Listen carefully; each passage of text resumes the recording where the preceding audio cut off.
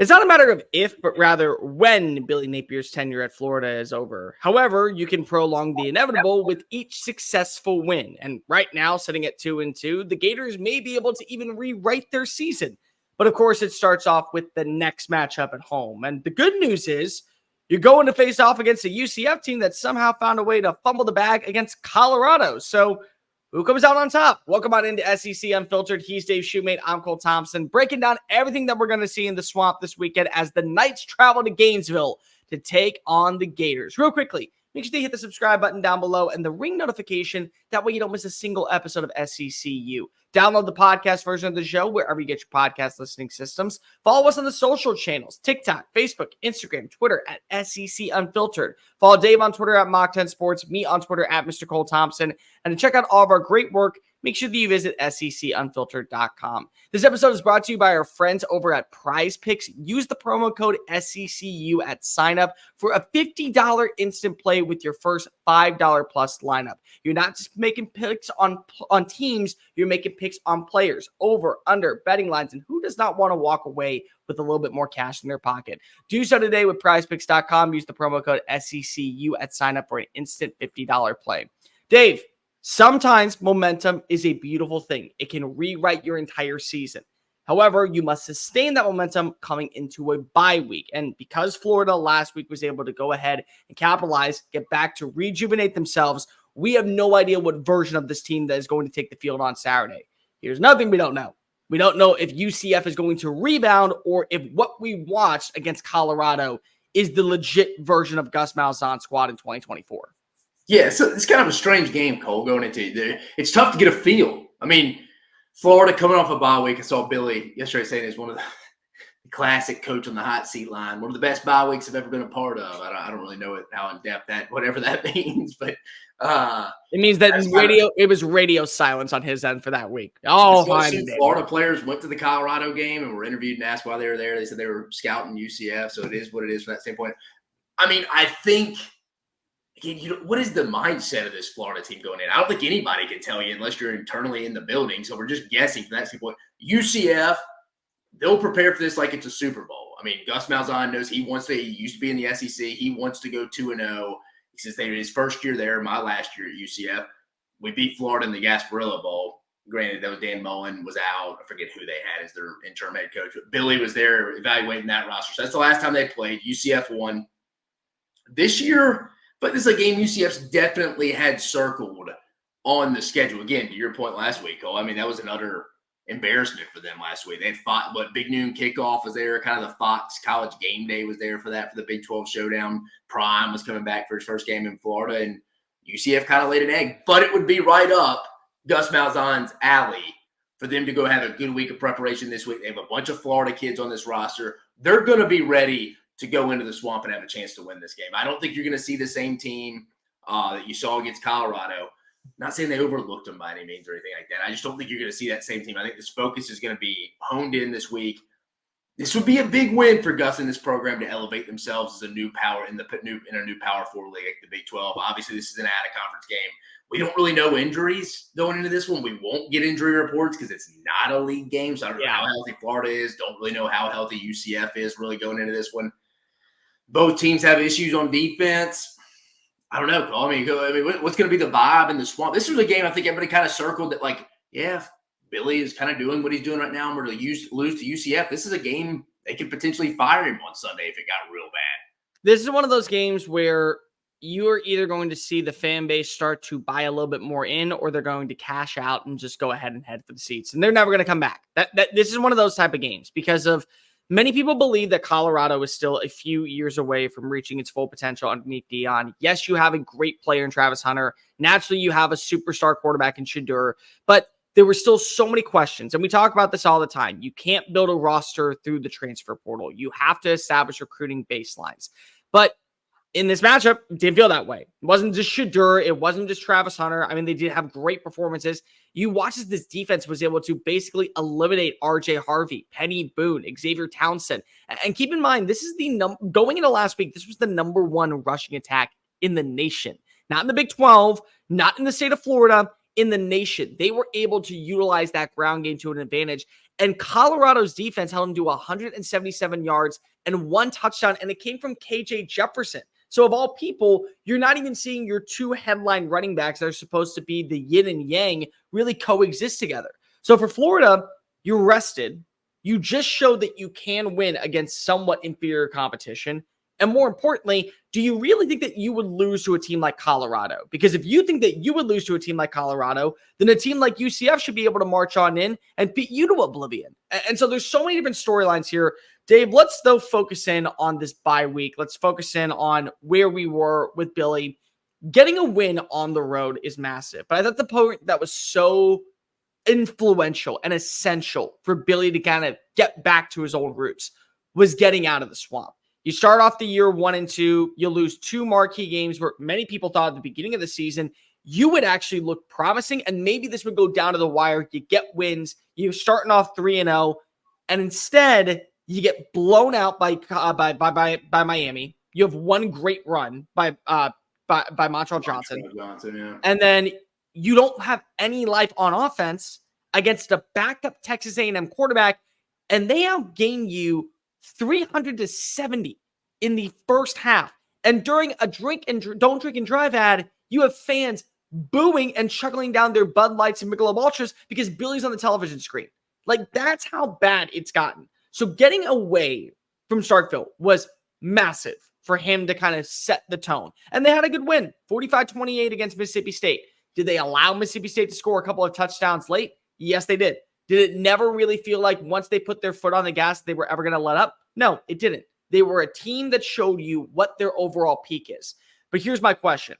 Is that enough to be sustained now with a week removed from that matchup and a week where you get to be well rested? Does that energy that you saw in Starkville still go back to the swamp? A place where right now, Billy's been booed the last 2 times he's played against a P4 opponent. Does it? Yeah, I don't know. I mean, you're to the point now at Florida under this tenure where it's not really a home field advantage anymore. I think UCF will travel well to this game. They'll have a lot of fans there. If it again, I think this game's going to be close. But, yeah, I mean, it's going to be one of those things. You probably got half the Florida fan base cheering against them. I mean, it's not going to hurt them to lose this game because I think that means that he's out the door sooner rather than later. I think the key to watching this game will be turnovers. I think UCF's going to go back and watch that Texas A&M film. And to your point, they didn't run the rock with their running backs much last week because I think they were down and playing catch up a lot. You had to go throw the football. Like Georgia, they didn't really get their run game started last week because they had to go throw. They were playing catch up. I think you see a lot of run. I think you see the run game here a lot this week. Because like you said, I think UCF has one of the more underrated running back rooms in the country. Factoring KJ Jefferson, that's when he's at his best. I think you see them lean on the run there, limit the turnovers, not really try to shorten the game. I think they'll be okay with trying to get explosive runs. I just think that's Gus Malzahn's bread and butter. I mean, it's exactly what he wants to do is run the football, throw off some play action. Maybe Kobe Hudson can still get it going against a weak Florida secondary. I'm sure Jason Marshall will be the one covering him. Kobe Hudson, again, being an Auburn transfer. Majority of this UCF roster is very transfer portal heavy. There's not a lot of high school kids. Really don't think they've signed a lot of high school kids since I was there. But predominantly this team is a transfer portal kid, full of transfer portal kids, some of them from the state of Florida. But I think overall, the thing to watch here is UCF, I think, just trying to establish that run game. They probably got to get a little excited going back and watching that A&M Florida game, being like, man, we can really establish the run, control this game without putting the football in the air and potentially having KJ throw some turnovers. This game, you know what this game kind of reminds me of last year? Is the Arkansas-Florida game. And I'm not saying that because KJ Jefferson was at Arkansas. It just kind of feels like, it's kind of like, well, I mean, again, I probably felt a little bit better about Arkansas going into that one because they were coming off a straight loss like UCF was or is to Colorado. But it kind of has a similar vibe. I can see this game going back and forth. I think it came down to a field goal in overtime, if I remember right. Arkansas won. It's kind of got that vibe to me.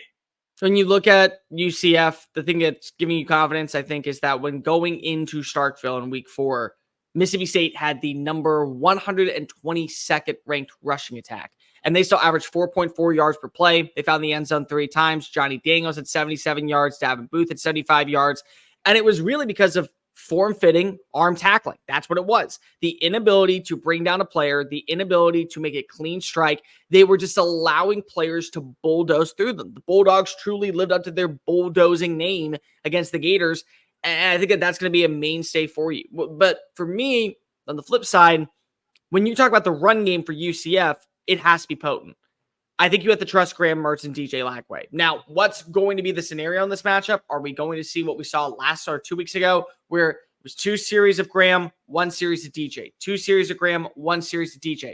Or are we going to see what we saw 3 weeks ago, where Texas A&M, Graham, DJ, Graham, Graham, DJ, Graham, DJ, DJ, Graham? Is it going to be a mix to where you're trying to play the hot hand, but they start to slowly pick up on the notion, hey, these are type of plays that are going with 15. These are the type of plays that work for 2.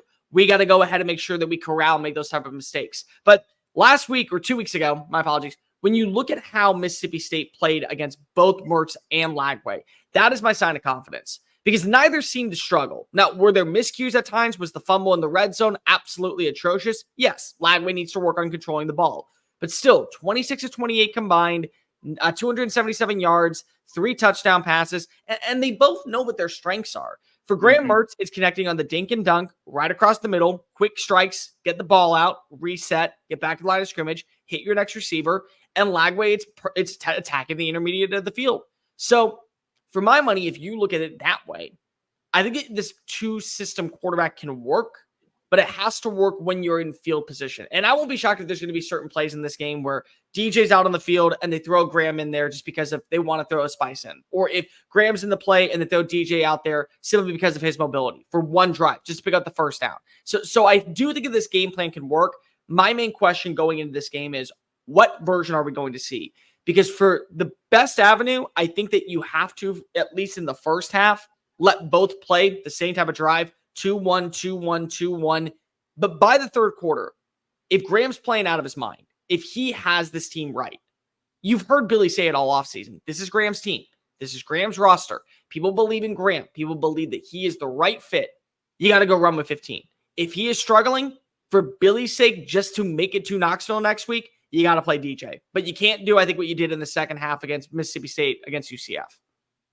Yeah, the offensive strategy for Florida will be interesting. Again, I mean, they've been rotating quarterbacks. They've been off a week. UCF is not great on defense. They've been giving up yardage to anybody that has a pulse, really, I feel like, on defense. Brought in new DC, Ted Roof, who was over at Oklahoma last year. I think Gus and him have some familiarity at their time at Auburn together. Really 2010, the national championship team. So it'll be interesting. How does UCF attack them defensively? They've been giving up chunk plays. Florida, I mean, if they're not generating explosive plays offensively this week, yeah, and they lose, it's probably the end for old Billy and for old Billy Napier. But no, I mean, I think you got to get Trey Wilson on the edge. I think you got to stretch the field. If he's even playing, that's the main thing. We still don't know if he's playing this week. Yeah, that's what I'm saying. If he's playing, that's what you're going to have to do. Like you said, we talked about him all offseason, Elijah Badger. Yeah, we won't know any injuries going into this game just because we won't get a sheet. But yeah, I mean, I think all things are available here because UCF's not a good defensive team across the board.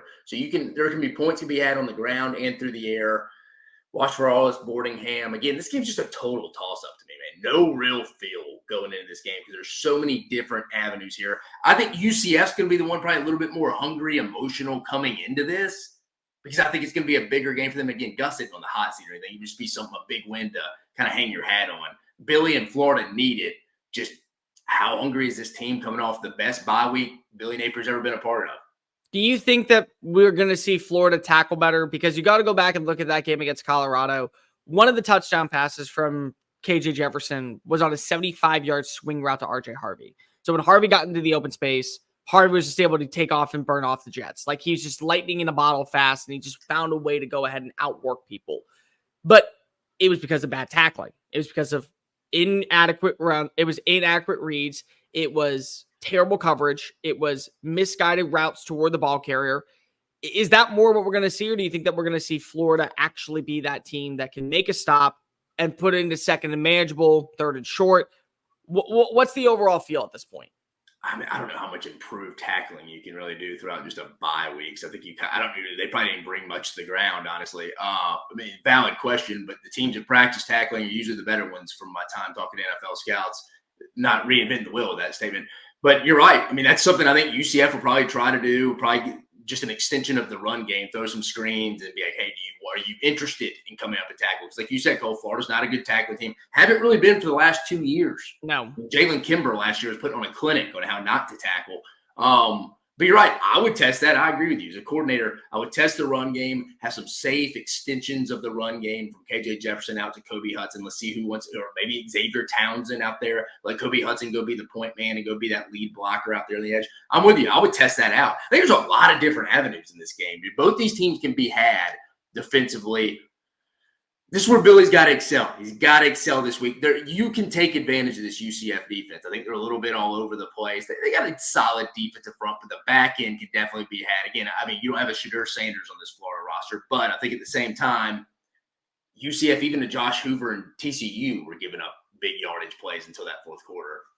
Dave, when you and I work together, we always do one player to watch. I'll start first. For my money with Florida, I have to see Elijah Badger break out. I don't know what we're going to get now with Trey Wilson moving forward. I don't know what we're going to get with the younger players. Montreal Johnson out of the backfield is really your only good, consistent running back. I feel like that you've at least somewhat turned the corner when you're looking at Jaden Bobb, when you're looking at Trayvon Webb. Like you're turning the corner in that spot. But for me, Badger was brought in to be that consistent number 3 target. He just got a promotion because now Shamir DK is number 1. Now he is number 2. Can he win in the open space the way that RJ Harvey won last week against Colorado's defensive backs? Can he find those small little cushion areas to be able to capitalize, pick up a gain of 12, move the sticks, reset the play, and put them in a good manageable position? Because if you just walk away with field goals in this game, I'm not saying it's the best formula to win, but it might be at the end of the day we're watching as both teams have over 575 yards of offense, and they end up being like an 18-15 score because right inside the red zone, they can't capitalize. Tackling is fine, or it could be a blowout. But I do think that Elijah Badger is going to be that main X factor weapon for Graham Mertz, for DJ Lawgway. Kind of showed a little bit of it last week. And then I'm going to go with UCF. Deshaun Pace, the linebacker, currently leads the team in interceptions with 2. Also has 22 tackles on the year. I think that his ability to probably read and react to the running backs, a mobile quarterback like DJ Lawgway, maybe even be a delayed blitzer to put some pressure on Graham Mertz to throw him to double coverage, that could truly set the tone for Gus Malzahn's squad playing in the Swamp. Yeah, for Florida, I'm going to go Shamar James. I think it starts up front at the backer spot, the front 7 going all the way up to the defensive lineman, but specifically the backer here, got to stop the run game. I think, like I mentioned, I think UCF's going to get excited watching that A&M game from a couple of weeks ago where they didn't, Marcel Reed, Colin Klein, they didn't even have to stretch the field because they could just control the clock. I think KJ Jefferson's got a little bit more of ability to stretch that field vertically and punish Florida if they want to bring extra hats in. So I think that's why Grayson Howard and them have to stop the run with 5 or 6 in the box. If not, it could be a long night. For the Knights, I'm going to go Xavier Townsend here, the wide receiver number 3 here. I think Kobe Hudson will be the main guy people target. That's probably Jason Marshall covering him. But I'm going to go with Xavier Townsend. Can have a big day in the sprint in the screen game. If UCF gets that running game going, I think it's going to be Xavier Townsend as well in the jet sweep motion game as well. And I think if Florida wants to bring another safety in the box, if they can't stop it with their front 7 without adding an extra number, this is where Xavier Townsend can go win over the top. So I'm going to keep an eye on those 2 guys, Shamar James and Xavier Townsend. All right, Dave, let's log in some predictions. Kickoff at 7:45 Eastern on SEC Network. Heading into the week, surprisingly, in the Swamp, no less, UCF is a 2.5-point favorite. Yeah, it opened up. Florida opened up, and then now it's totally flipped. Yeah, but going into the week, it's UCF favorite. So right now, it's Florida minus 2.5, I'm guessing.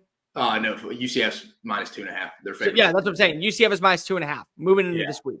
Current over-under set at 61.5. Dave, I'll go first. This is one of those games where it feels like the program won't forgive Billy for all the negativity that has been surrounding this offseason and how he's looked in 2 back-to-back games against P4 opponents, and certainly won't be saving his job. But this feels like a game that can at least let you get through a couple more rocky performances. You got a matchup next week against Tennessee. They're going to be coming off of a very physical game against Arkansas. Then you get to go and you get another bye week after Kentucky. And if you can at least play physical, connective, and I would say balanced football in those 3 games, whether it be you lose to the Wildcats and you win against Tennessee and you win against UCF, or you win against UCF and you win against Kentucky and you lose against Tennessee, Going into that next bye week, you may see them decide at that point, this is the writing on the wall, or they may let them finish out the season while they're still deciding on what the next game plan is. But if you lose this game, I don't see a scenario where Billy is going to walk his way up to Knoxville next week to take on a Tennessee team that right now has all the bells and whistles clicking. And this is a team that for years, regardless of where you sit in the AP poll rankings, the college football playoff odds makers' eyes, it feels like a game that Florida just finds a way to win. It does. They're 8-2 in the last 10 matchups. I'm going against my better judgment here. I feel like that UCF is the more prepared team. I feel like UCF, honestly, is the better team right now. The way they've looked when things are humming for a guy like Gus Malzahn, you know it's going to be perfect. And it just feels like Gus finds a way to win a marquee matchup and then blow another game. Is this the marquee matchup that he wins, or is this the marquee matchup that, again, we kind of expected? I picked Florida to win this game in the preseason. I'm sticking with my gut with this one. It's down to the wire. I think you will see both quarterbacks in KJ Jefferson and Graham Mertz or DJ Lawgway have a good day. Ultimately, I think a late pass to Shamir DK from Graham Mertz settles it. Go ahead and give me Florida to win this one at 30-27. Yeah, this game, I think you can make a prediction, go with Florida or UCF, and you can make a case either way. I feel like with the way both seasons have been going, especially for Florida, this is more of a who wants this game, who's going to prepare harder for this game. You have some kids on UCF's roster that weren't overly recruited by Florida. You have kids from the transfer portal, big transfer portal heavy roster coming in from the state of Florida, very familiar with Florida. Probably some kids grew up being fans of the Gators. This one's going to mean something to Gus Malzahn. He prepares, whether he would admit it, he prepares worse with the guy. He prepares harder for certain teams than he does others. Again, when I was there, he lost to Navy back-to-back years, but then last year goes and beats Oklahoma State, I think 55-7. It's again blow them out. Like you were mentioning, disgusting performance. There's some highs and lows to Gus Malzahn's team, even going back to his Auburn days. There would always be a big win. There would always be a loss that you're sitting there shaking your head like, how did we lose that game? Again, I think Colorado. I'm not necessarily throwing Colorado in that mix. I think they're a pretty solid team too, but this would be right up Gus Malzahn's alley to rally the troops. Yeah. It's going to be something for them to go hang their hat on with a win, be like, hey, they don't like to hear they're not in the big three between Florida, Florida State, and Miami. They want to be included in that conversation from working there, whether it's Gus, their fan base. They want to be included. This is their opportunity. I think their fans travel well. They'll be fired up for it. I think UCF just has more to gain in this. Again, I wasn't in that bye week. None of us were. We don't really know what's going on internally at Florida. Again, Billy said it's the best bye week he's ever been a part of. Take that for what it is. I just think UCF's going to be a little bit more engaged and have a little bit of a chip on their shoulder going in. I think UCF just wins a close one for whatever reason. I just think they have more to gain in this one. Give me UCF 34-31. Nothing would shock me in this one, though. But I'm going to take the team that probably, I'm not going to say needs it more, because Florida definitely needs it from a Billy Napier and still a potential to get to a bowl game this year. But I think UCF probably wants this one a little more. There's more of an edge coming in. Give me that team in the middle of the year when you kind of got to have stuff to play for. Give me the Knights, 34-31. All right, so we both have a 3-point spread. I have Florida winning. You have Florida losing. Let's just call a spade real fast. Is Billy Napier fired on Sunday morning with a loss? I don't know, dude. I really don't know, because it's a new era of college football. Do you fire him, and then you got months for teams to just start hitting up your players and picking them off? I'm not saying either way. Yeah, I would lean towards probably, yeah. Does Scott Strickland, does the Florida administration roll with that? Do they go, are they zigging while everybody else is kind of zagging with that? It wouldn't shock me either way. I mean, their next bye week, what is the week before Georgia? I think it's the weekend before World Starts out. Yeah, usually coaches are fired going into bye weeks. Again, I don't know who is even qualified. Who's taking over? Who's going to be the guy that's the interim? I don't even know who's qualified. Jabbar Jaloop maybe made the secondary coach. I don't know. Rob Sells, the assistant head coach. I mean, if you made me pick, yes. Would I be shocked if he's coaching in Knoxville in 2 weeks if they were to lose to UCF? No, because I could see them just being a little worried about, what do we have? Like, why are we just going to go fire this guy and let him go sit at the house, and we're still paying him in today's college football with the new era of the playoff again? If you made me pick, I would say yes. Wouldn't be surprised, though, if he walks into Knoxville as the head coach still. Because if it's a bye week after UCF, 100%. I just don't know what their mindset is. So last year, Ross Bjork made a decision after the Ole Miss game to fire Jimbo Fisher. Mississippi State. Jimbo still coached, but it was after the Ole Miss game that he had decided. He let him coach up until the Mississippi State game.